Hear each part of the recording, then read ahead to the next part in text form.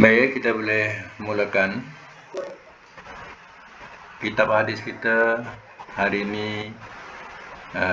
Tajuk babu Ihya'il mawati.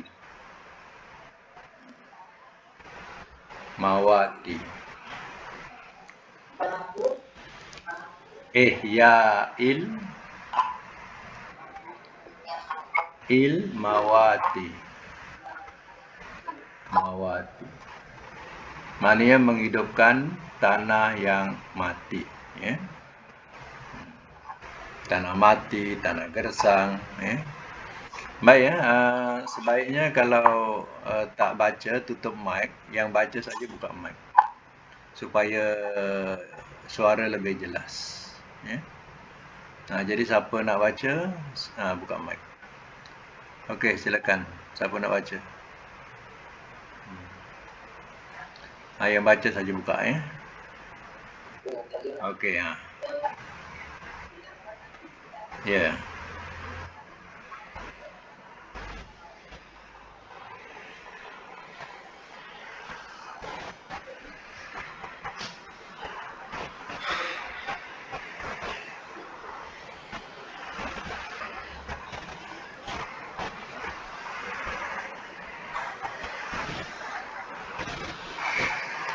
Satu lagi, dia ada kaitan 942.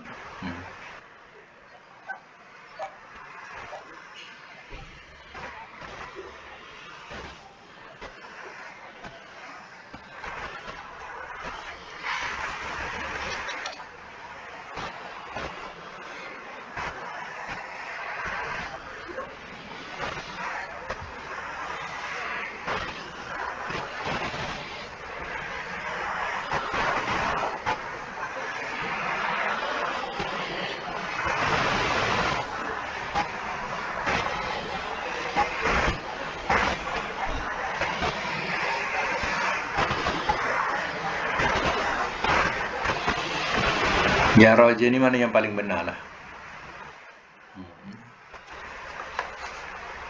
Baik, ya.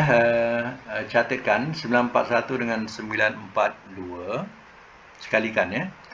Hadis sah.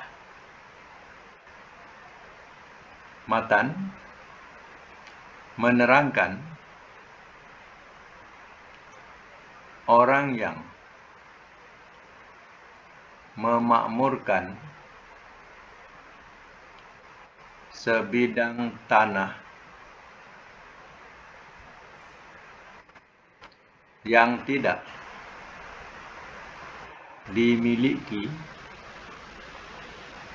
seseorang,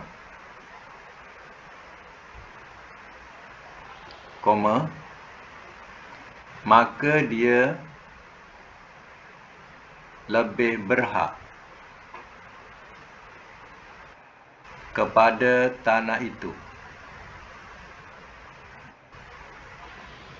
Hukum sebagai satu ketentuan.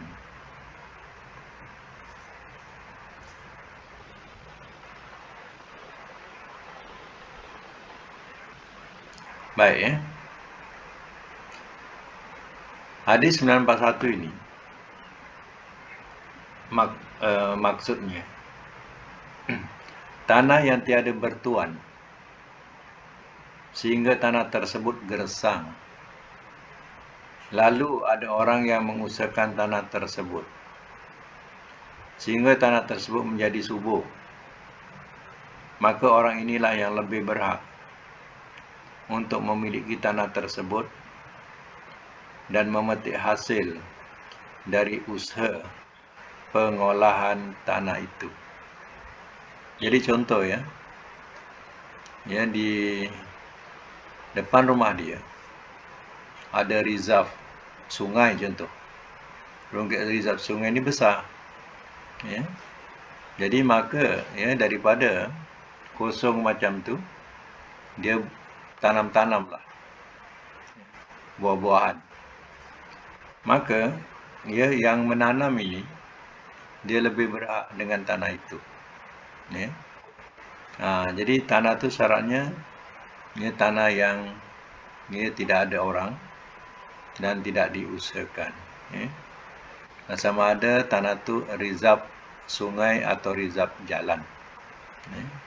Contohnya rizab itu besar, boleh maknanya boleh diusahakan. Tanaman-tanaman apa-apa. Macam contoh yang kita dapat lihat, pencawang elektrik. Bawah tu biasa ada orang usahakan, tapi tidak dibenarkan pohon besar-besar. Diusahakan untuk pohon-pohon yang rendah. Tidak mengapa, tidak ada kesalahan. Macam biasa kita akan lihat pencawang elektrik yang besar-besar tu, dia punya keluasan tanah tu luas bawah tu. Jadi setengahnya ada yang mengusahakannya, ditanam nenas dan berbagai lagi. Mana dia lebih berhak dengan tanamannya itu. Dan menurutnya tidak boleh ditanam pohon-pohon besar. Tidak dibenarkan. Jadi kalau kadang kita kena apa jugalah, kena bertimbang rasa. Kadang ada perumahan-perumahan ni, depan dia tak ada, depan dia rizab. Rizab tu besar lah, lebih kurang kadang ada sampai seluas sebuah rumah pun ada. Memanjang. Ada setengahnya saya lihat rizab tu rizab sungai. Dia betul-betul rumah dia berhadapan dengan sungai. Rizab sungai tu dengan jalan bukan main besar rizab sungai. Jadi masing-masing rumah ni menghadap rizab tu lah. Luas. Jadi kita kadang kena timbang rasa lah. Kita ambil lah depan kita Janganlah depan orang pun disapu juga. Orang lain juga ingin juga kerana nak bercucuk tanam. Tapi kadang habis disapu. Dengan seorang macam seorang. Jadi cara macam ini menyakitkan hati tetangga. Jadi tetangga juga ada hak untuk menikmati rizab depan. Tapi terkadang manusia macam itulah. Kerakusan dia dan tidak timbang rasa. Kemudian dia tak pagar lagi. Jadi orang yang patutnya berhak, jiran yang patutnya berhak dengan tanah depan dia, tidak dapat habuan. Sebab tetangganya dah pagar dah. Jadi macam ni tak patut. Jadi kita kena timbang rasa lah. Kita ambil lah bahagian kita depan rumah kita. Seluas rumah kita. Macam tu.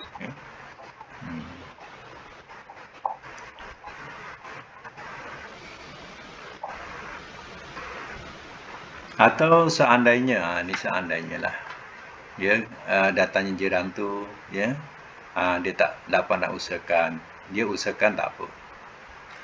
Bila datang hasil tu, hulu-hulu lah. Itu cerita. Hulu-hulu lah kat jiran. Kalau rambutan dah berbuah tu, hulu-hulu kat jiran. Cempedak dah buah tu, hulu lah. Ini tak, semua jiran tak berasa. Sedangkan di situ hak jiran. Tanah rizab tu dia dikira hak jiran. Dia yang hak sebab depan rumah dia. Macam itulah yang dikatakan dalam hadis ni. Ada setengahnya tu memang rizab tu rizab kosong, tak tahu nak dibuat apa.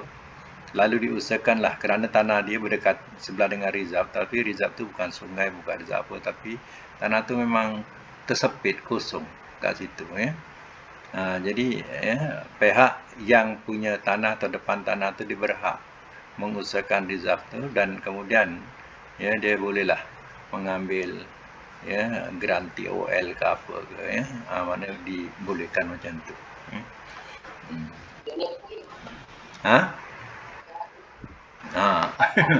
Khawatir nanti dibina kuil lah, cepat-cepat lah. cepat-cepat diusahakan. Okay. Sebab dia orang ni kadang tahu ya tempat-tempat mana tanah tersepit. Ya. Dah dibina. Ya. Negeri Sembilan ni pun tengoklah keadaannya. Ya, yang minta untuk buat kuil, tanah untuk buat kuil, berapa ramai kata pejabat tanah. Ya.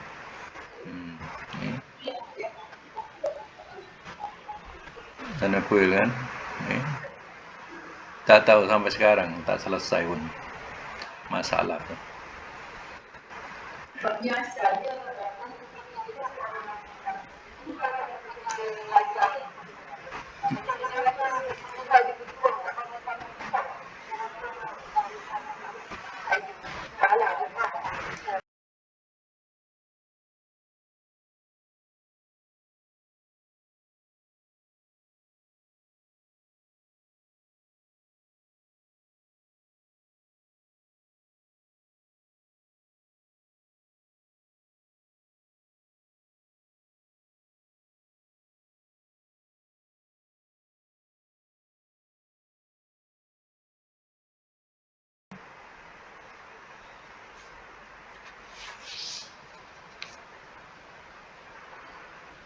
Sembilan 93 ya. Silakan.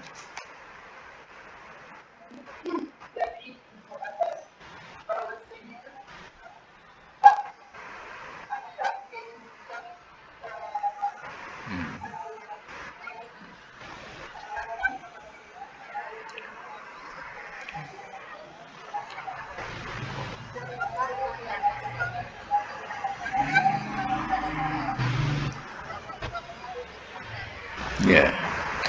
Nama-nama tu kalau ruminya susah nak sebut, tengok jawinya.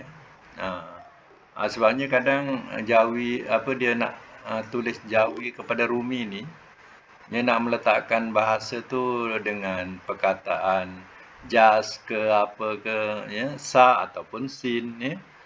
Jadi terkadang tak serupa dengan jawinya. Jadi itu kalau nama-nama kalau susah sangat tengok dia punya jawinya, ya. Okey, kita cantikkan 943 hadis sah. Matan yang berhak membatas pemakaian tanah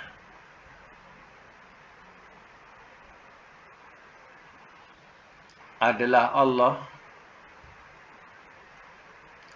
dan Rasulnya. Dalam braket pemerintah.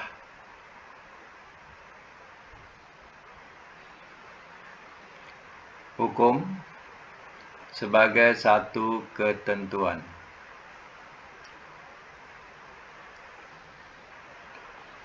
Baik ya. Maksudnya, hak untuk mendapatkan batas tanah untuk keperluan pengembalaan unta, kambing dan binatang ternak lainnya hanyalah ada pada Allah dan Rasulnya.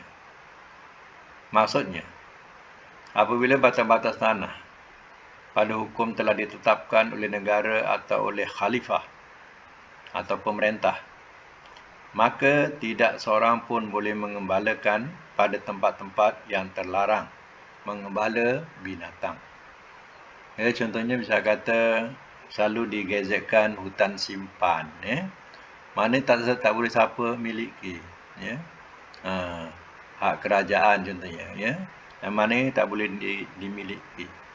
Mana-mana hutan tanah yang telah digazetkan oleh kerajaan, ya, kita tidak boleh miliki, ya, kecuali dia tidak digazetkan sedemikian.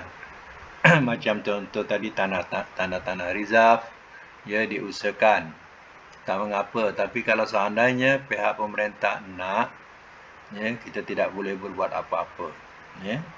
Ya, artinya segala tanaman itu tidak ada jaminan, ya.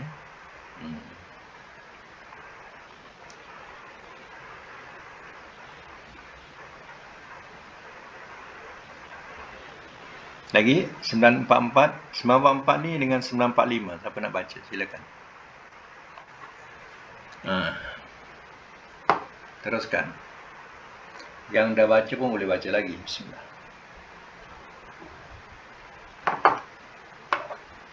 Silakan buka mic yang nak baca. Baca je lah. Siapa yang dah baca tadi baca lagi. Saya baca lah ya. Okey, sila.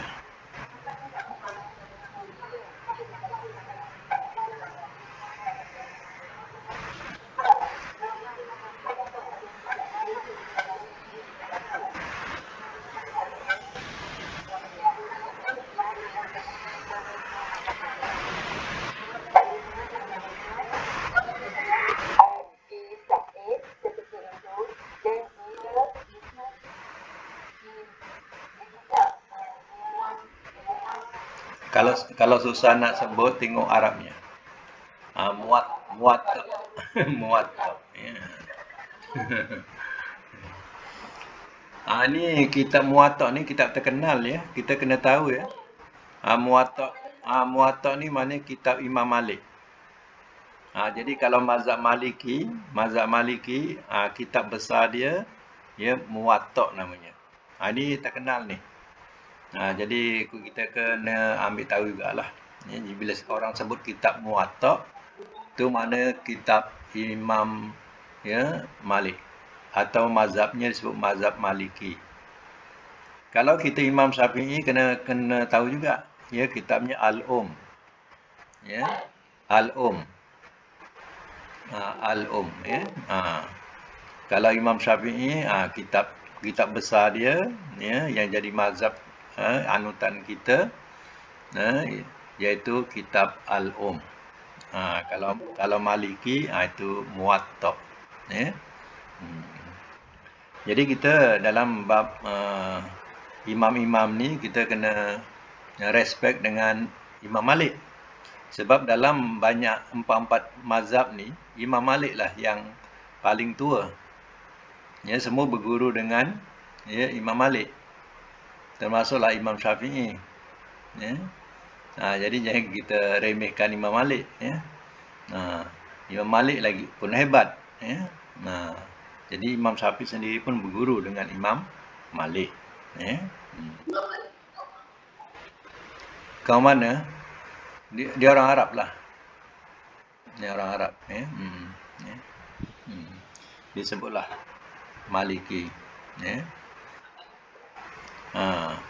Hambali, Hanafi, tu di kitab-kitab dia sebut Al-Musnad, Al-Musnad, Hambali, Al-Musnad, Hanafi, Jadi itu salah satu daripada kita nak tahu. Dan kitab Muwatta juga banyak menerangkan tentang hadis-hadis yang kita baca ni. Baik, kita catatkan dulu 944 dengan 945 hadis boleh dipakai. Matan dia, dilarang melanggar hak seseorang.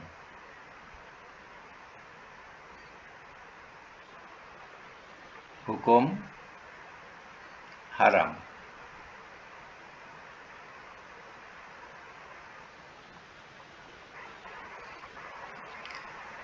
Dia punya hadis pendek je. Tengok hadis 944 tu. La dororo wa la diroro. Itu hadisnya. Pendek je. La dororo tidak boleh membahayakan. Wala diroro dan tidak boleh membalas bahaya. Doror daripada mudarat. Perkataan mudarat. Tidak boleh memudaratkan, tidak boleh membuat mudarat dan tidak boleh membalas mudarat. Kalau mana mudarat lah. Jadi setiap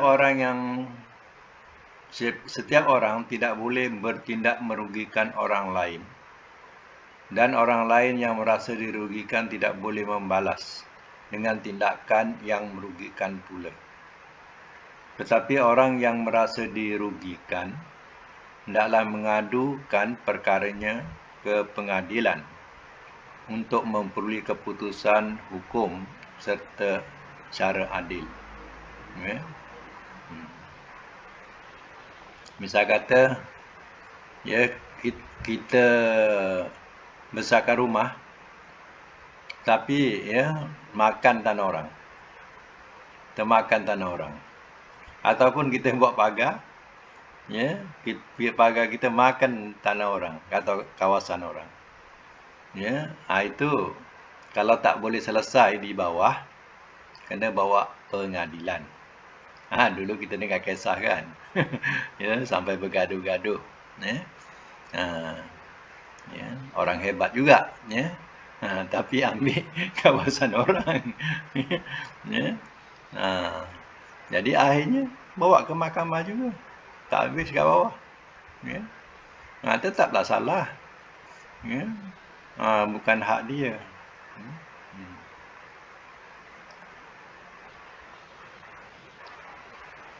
Ada satu kisah, tak tahu saya cerita ke tidak. Ada satu kisah. Ya. Dia ni, ya, duduk di Shah Alam. Ya. Dan ada kebun di Banting tapi tak pernah tengok lah. Sejak dia pencen nama tak pernah tengok. Ya. Dia dua dah pencen. Tapi tak pernah tengok lah kebun tu. Ya. Besar kebun dia, dalam 5 ekar macam tu. Ya. Jadi, ya, yang dia tahu tu ialah pokok kelapa lah. Ya. Pokok kelapa tu. Tapi oleh kerana tak ada masa nak tengok, tak ada masa nak mengambil hasil, ya. Dan satu ketika tu teragak nak datang, ya. Tengoklah. Ya. Sebab kawasan tu, ya, tak berubah. Jadi dia tahulah kawasan tu. Ya. Jirannya pun dia tahu. Tengok-tengok apa? Pokok kelapa sawit. Dah setinggi pinggang. Pokok kelapa sawit dah setinggi pinggang. Orang tanam kelapa sawit, pokok kelapa dah hilang, satu pun tak ada dah. Ya. Dah cantik kebun dia. Ya. Jadi orang ni dah makan hasil dah lama lah, dah tinggi sepinggang kelapa sawit. Ya. Kelapa sawit dia buah daripada bawah, ya. Ya, daripada mula bawah dia dah buah sampailah ke naik atas. Ini dah sepinggang, lama lah. Ya. Jadi apa jadi dengan macam sedemikian? Sebenarnya dalam segi hukum, orang yang menanam tadi, kalau tuannya nak, dia tak ada hak sesin pun. Ya, kalau tuan tu suruh cabut, dia wajib cabut. Kalau nak tahu. Ya. Jadi, ya, akhirnya, ya, dibagilah, ya, pampasan. Ya, nak cabut banyaklah kerja kan. Dibagilah pampasan. Itu kesian, dasar kesian tu. Ya. Dan, ya, hasilnya, ya, tetaplah tuan yang punya lah, tuan punya tanah tu kemudian dia ambil. Mungkin pekerjanya orang yang menanam itulah, dia bagi upah kat dia ke apa. Dengan dasar kesian lah. Ya. Kalau nak betul-betul hukum, memang tak langsung dia tak dapat apa pun. Ya. Kalau zaman Nabi dihukumkan, kalau dia minta pengadilan, Nabi suruh cabut pokok kurma tu, yang menanam tu. Suruh cabut. Ya. Tidak ada hak, ya, tanaman itu di tanah haram. Ya. Macam tu. Ya. Baik, kita teruskan hadis 946. Siapa silakan buka mic, ya, nak baca.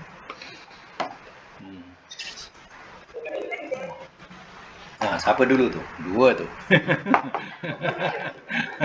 Okey, engkau dulu. Okey. Okey, engkau. Okey, silakan.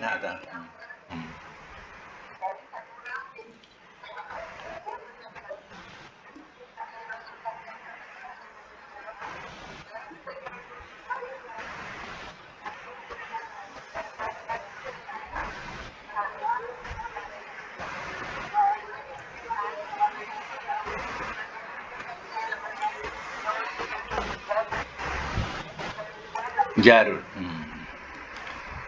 Okey ya, catat 946 ya, hadis sah. Matan dia, orang yang mendinding atau bahasa lain memagar sebahagian dari tanah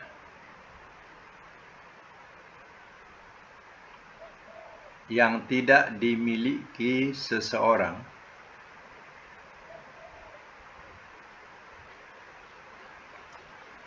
maka tanah itu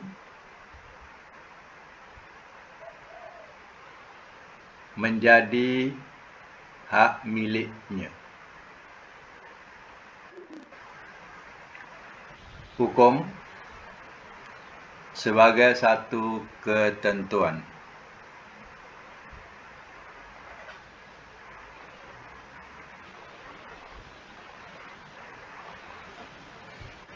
Baik ya, maksudnya begini.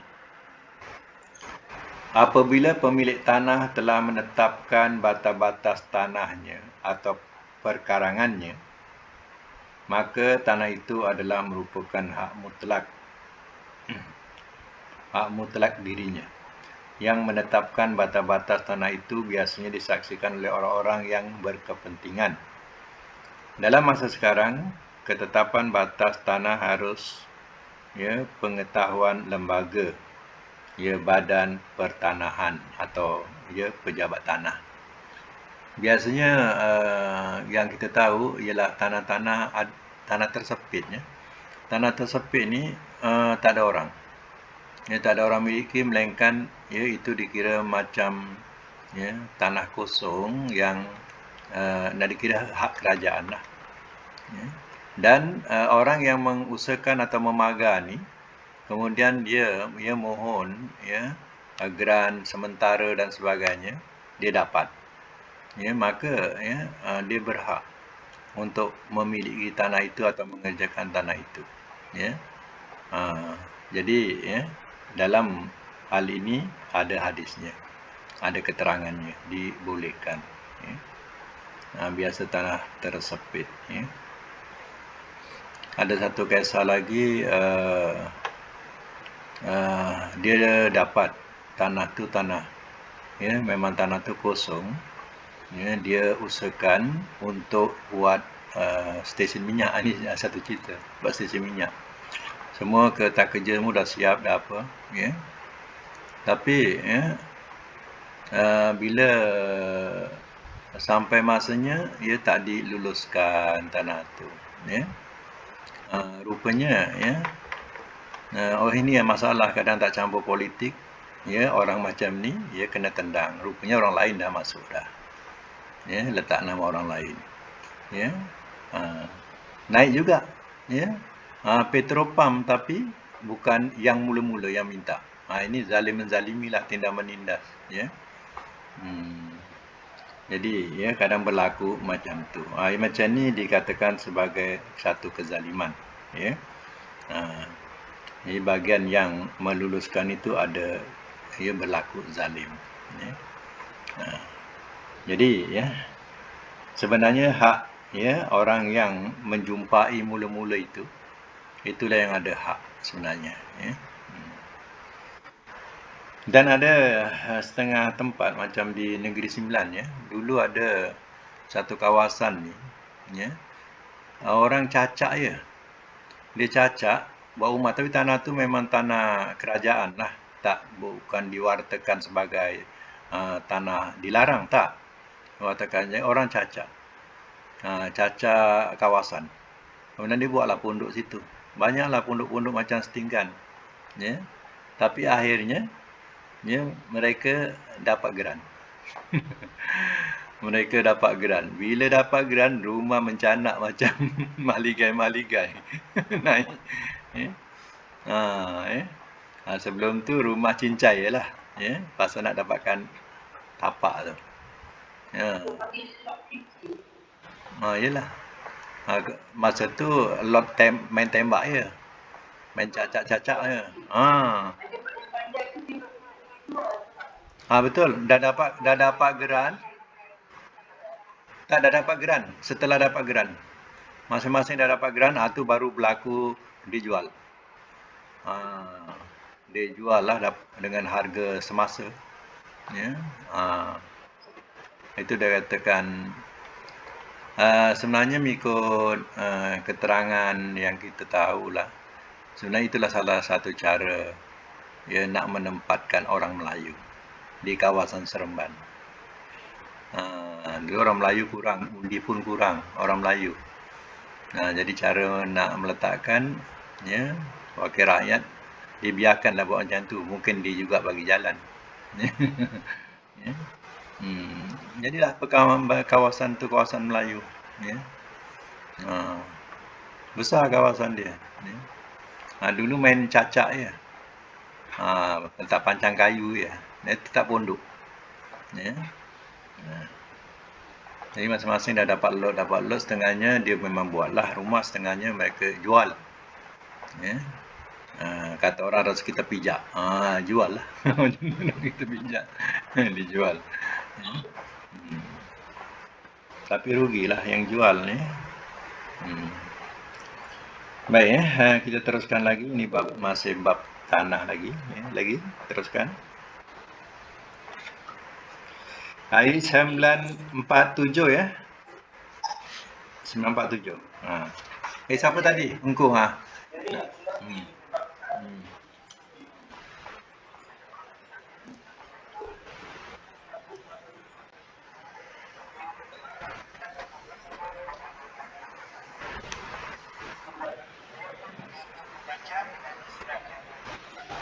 Ya.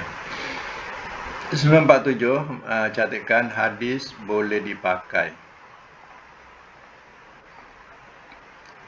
Matan, orang yang menggali perigi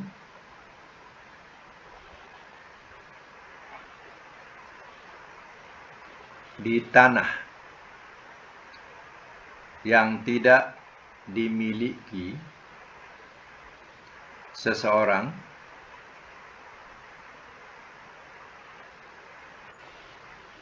dia berhak mengambil tanah 40 hasta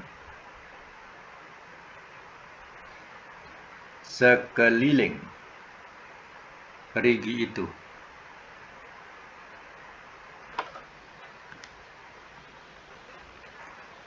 Hukum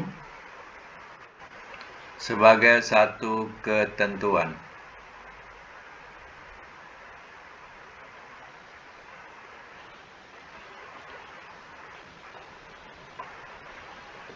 Menggali perigi ini satu amal jariah. Artinya kalau orang mengambil air di situ, selama itulah dia dapat pahala daripada orang yang mendapatkan air itu. Kemudian dengan izin Allah Ta'ala, dia tidak akan haus di akhirat nanti. Kerana ia banyak memberi minum kepada orang dan kepada binatang ternak. Dengan sumurnya itu ataupun dengan periginya itu. Dan diterangkan di sini bahawa pemilik sumur ini, dia berhak memiliki 40 hasta keliling perigi itu. Hasta ni ikut Arab sini ikut siku. Kita tegakkan siku sama dengan jari kita, namanya satu hasta ikut Arab. Ni satu hasta. Jadi 40 ni lah. Ni lebih satu kaki. Kalau kaki kira 12 inci, tapi ini kita hasta ni dikira lengan. Kalau Arab. Dikira lengan daripada siku sampailah ke ujung jari. Jadi kiraan 40 itulah milik dia keliling. Artinya orang-orang dia tidak berhak membuat apa-apa di keliling itu sebab ada hak tuan punya perigi. Macam tu.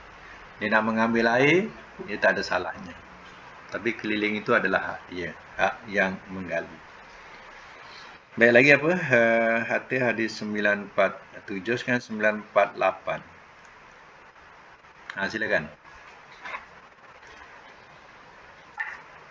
Dari Alqamah. Siapa-siapa boleh baca, silakan. Datuk boleh baca, Datuk? Okey.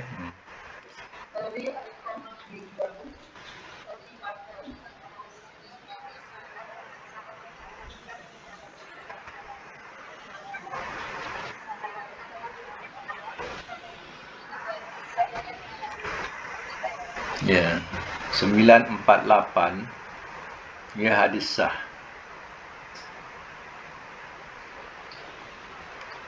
Matan, pemerintah boleh membagi-bagikan tanah kepada rakyatnya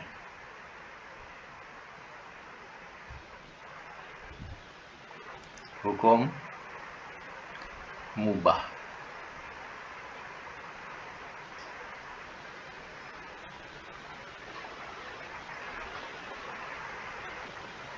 Baik.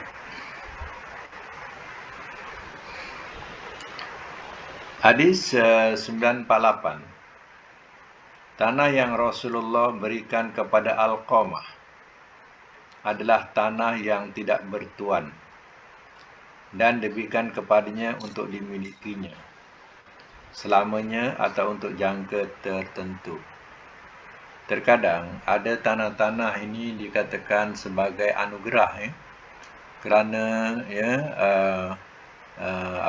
jasa dia kepada negara.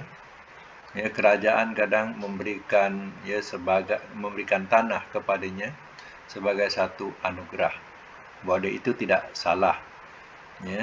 Kalau kerajaan memberikan, dia bukan merompak, tapi dia memberikan sebagai satu anugerah. Itu tidak salah. Sebagaimana Nabi SAW pernah memberikan kepada Alqamah. Baik, 949. Silakan. Okey, sila.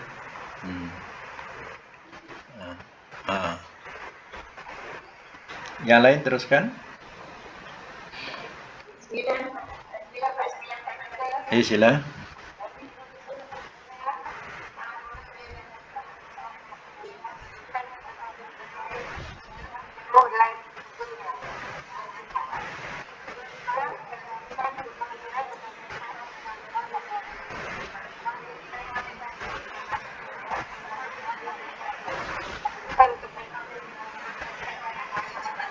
Cemeti. Cemati ke cemeti? Cemetinya.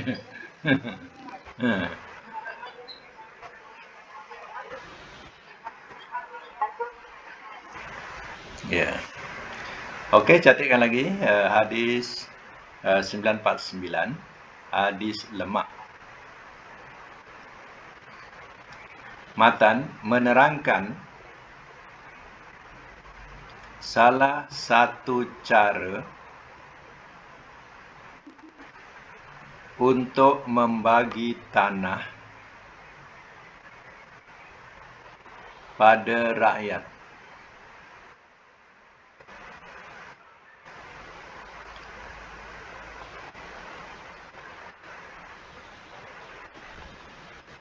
Hukum mubah. Dalam braket sebab mubah. Mubah ni makna memang sebabnya pun harus. Baik, maksud hadis ini, Rasulullah SAW pernah memberikan sebidang tanah yang tiada bertuan kepada Zubair, yang luasnya adalah sejauh kecepatan kuda Zubair melangkah. Jadi itulah luasnya. Maknanya itu salah satu daripada cara untuk membagi tanah kepada rakyatnya. Jadi hukum mubah. Tapi sebab pun memang mubahlah cara macam tu, ya. Sekarang ni, ya, kita dengan ukuran, ya, jadi ukuran tu lebih tepat lah. Dulu kadang caranya macam tu, ya. Ini biasa tanah-tanah anugerah, ya, dibagilah cara macam tu, ya. Lagi 950.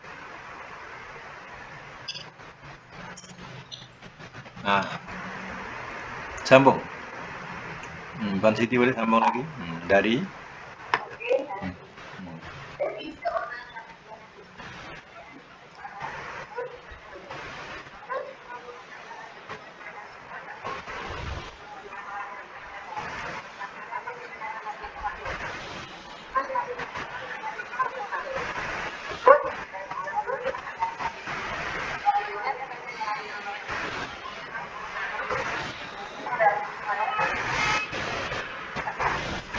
sikap ni mana kepercayaan.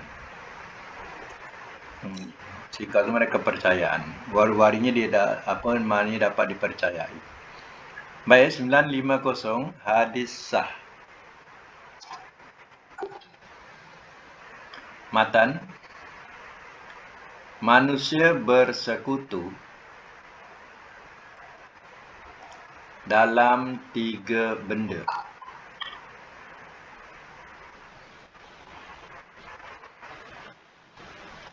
Satu, rumput. 2, air. Dan 3, api.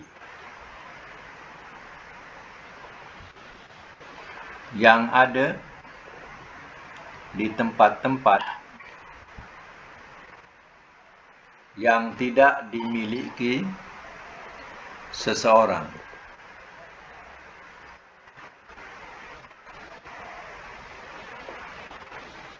Hukum sebagai satu ketentuan.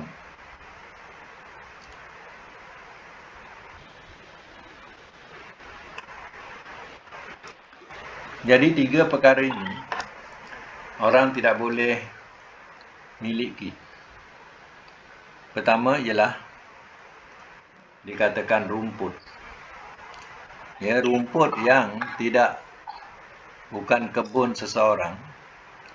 Ya, maknanya rumput-rumput tepi jalan, rumput-rumput di lapangan yang bukan milik orang. Mana ternakan dia makan kat situ, tak boleh nak dilarang. Ya, itu tak boleh nak dimiliki. Yang kedua, kalau seandainya ada api. Ya, api ada kat situ. Mana siapa-siapa boleh mengambil api di situ sebab datangnya api itu bukan milik seseorang. Jadi kita ni telah tercipta dengan mudah adanya api. Dulu api ni mereka sukar nak memulakan, nak dapatkan api. Ya, kalau kita belajar bagaimana mula-mula nak buat api, ya, menggesek kayu, ya, menggesek rumput kering, ya, baru datang api. Ya. Terkadang kalau ada api kat rumah tu, mereka sambung-sambung tak padam-padam. Ya, sebab susah nak mulakan dapatkan api. Jadi sekarang ni zaman moden ni macam-macam peralatan yang memudahkan kita dapatkan sumber api. Seandainya ada sumber api timbul, diibaratkan sebagai apa contohnya, tanah tu mengeluarkan api, maka tidak boleh dimiliki oleh seseorang kalau bukan tempat dia. Jadi semua orang nak ambil api tadi, tak ada salahnya. Satu lagi air. Contoh air sungai yang mengalir. Tak boleh kita nak miliki, orang nak ambil air tu, hak dia. Dia nak mengambil sebab bukan hak kita. Jadi itu dikatakan dalam 3 hal ini, manusia ada hak. Dalam segi rumput, air dan api.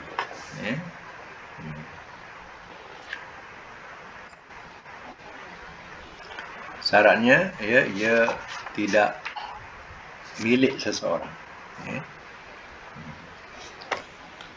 Baik, kita sambung sedikit lagi.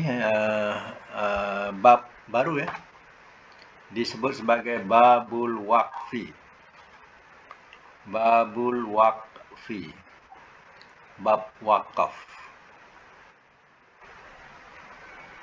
Bab wakaf. Catatkan pengertian dia. Wakaf iaitu, catatkan wakaf iaitu penyerahan tanah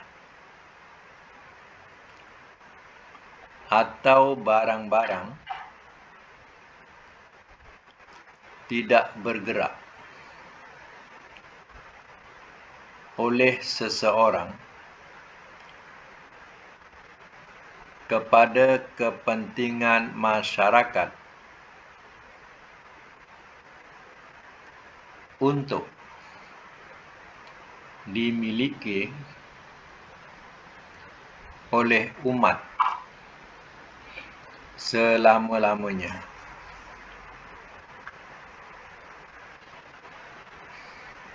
Baik, boleh mulakan satu hadis. Hadis berkaitan wakaf ini 951. Silakan.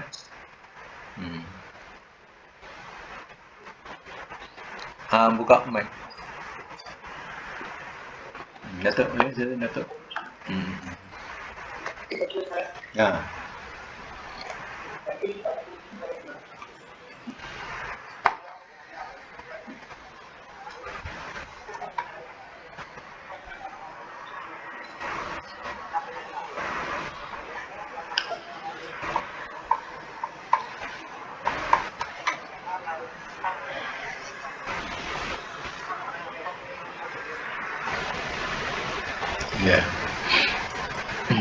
Baik Catatkan dulu.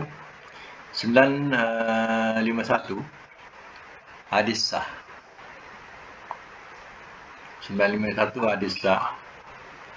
Matan dia menerangkan di antara amal manusia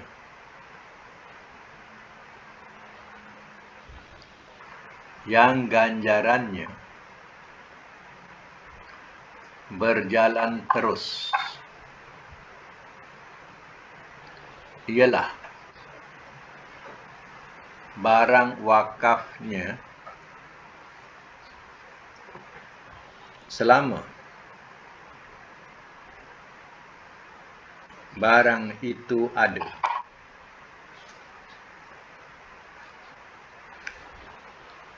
Hukum sebagai satu ketentuan.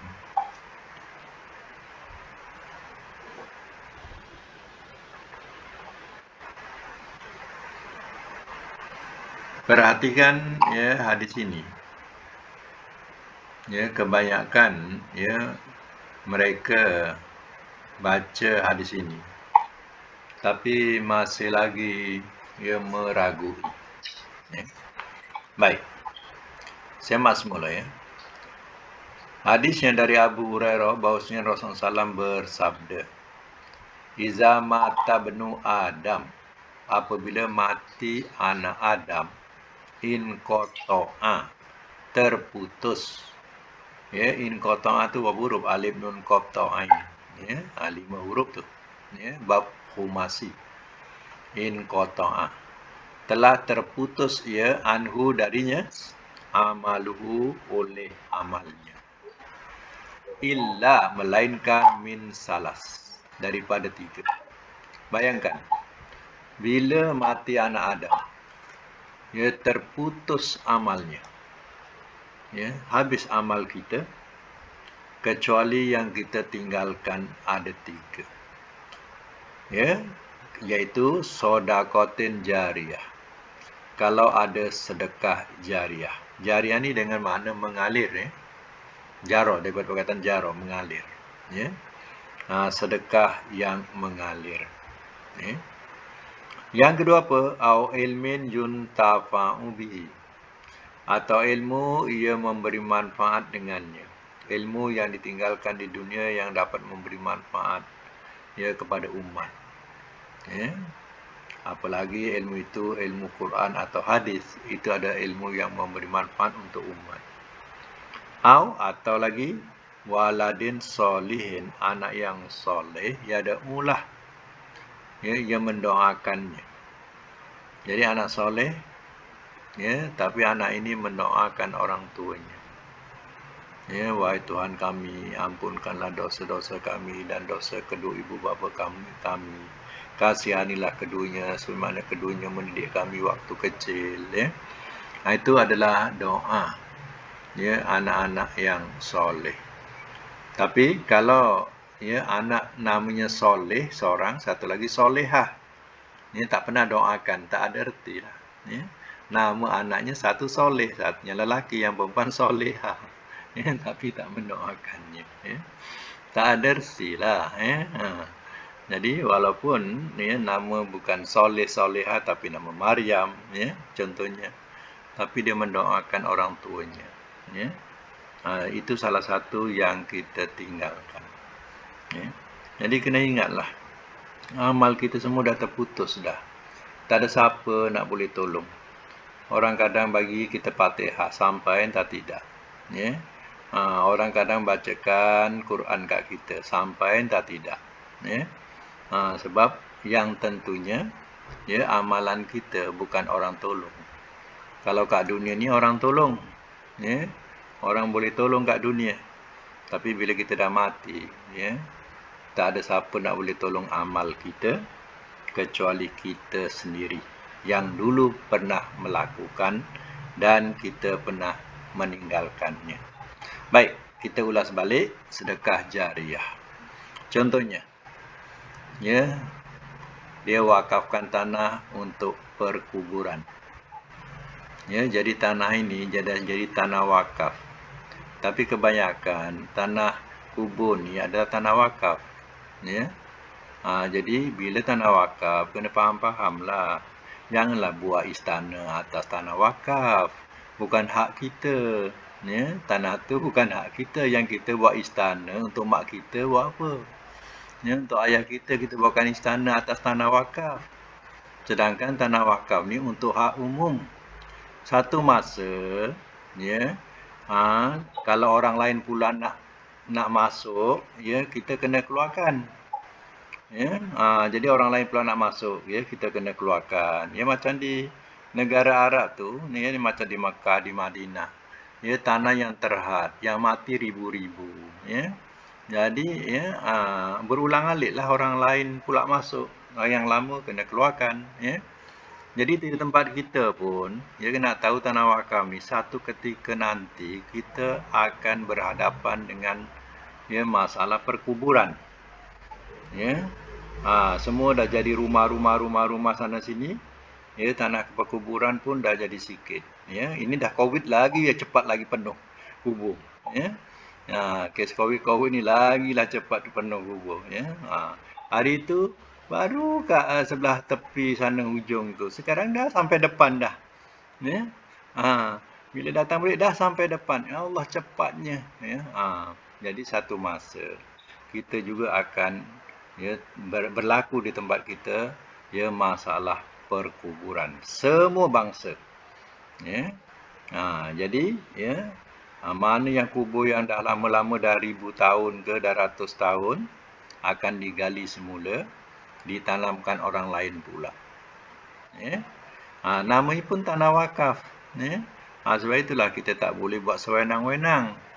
Ya, letakkanlah ya tanda, ya, letakkanlah batu keliling untuk supaya jangan terhakis. Ya. Cukuplah, janganlah buat istana pula sampai 3 tangga. Ya. Ya. Sebab tanah tu kita kena tahu tanah wakaf. Itu mana siapa yang mewakafkan itu adalah satu daripada peninggalan dia. Ya. Baik dia wakafkan untuk tanah perkuburan ataupun tanah ya untuk orang jalan, ya, orang lalu lalang, ataupun dia wakaf untuk tapak masjid, ya, tapak madrasah, Dan begitu juga ataupun ya perigi kolam ya yang dia ya banner dulu yang digali dulu ya selagi masih dipergunakan ataupun tanam-tanaman yang yang dia tanam dia dah meninggal dah tapi ya buahnya masih dimakan oleh burung binatang ya dan juga manusia selama itu dia mendapat sedekah jariah ya. Yang kedua ialah ilmu yang memberi manfaat ya, ilmu yang memberi manfaat kepada umat ya. Umat masih mengamalkan lagi bersambung-sambung, itu adalah sebagai sedekah jariah buat dia. Kemudian ataupun anak yang soleh yang ditinggalkan ya, yang mendoakan dia ya, itu dah tentulah ya. Maknanya itu peninggalan dia ya. Nah, anak itu mendoakan. Jadi ingat ya, yang lain-lain janganlah kita nak harap sangat ya, janganlah kita nak menepuk dada kita. Tak apa, kita kumpul duit je. Dah mati nanti, kita bagi duit ni kat sekolah tahfiz suruh bacakan tahlil kita tiap-tiap malam. Ya. Kalau semua boleh upah macam tu, semua orang masuk surga. Ya, tak payah nak beribadat. Tak payah nak buat amal, kumpul duit banyak-banyak. Suruh orang buatkan solat kita, puasa kita, ya, dan apa-apa untuk kita. Ya. Senang masuk syurga. Ya. Ingat Allah boleh dimain-mainkan macam tu. Ya, mengikut hayalan kita. Nabi sendiri dah bagi tahu, terputus amal kecuali 3 dah habis dah. Ya, tak ada siapa boleh tolong. Ya.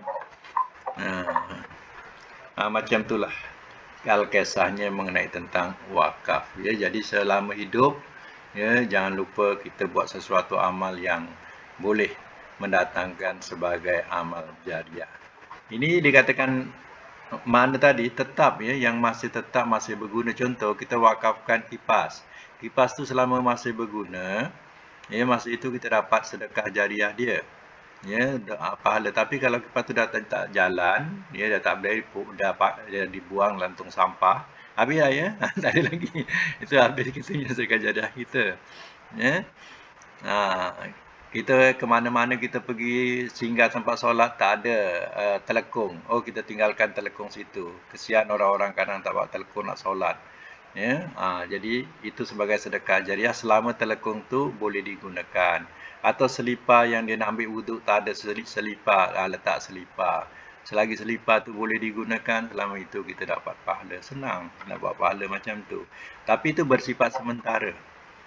Ya, kita buat masjid pun bersifat sementara kadang. Masjid dibesarkan, masjid yang kita sedekah jariah dulu dah habis dah. Ya, yang untung siapa? Ya, yang siapa wakaf tapak.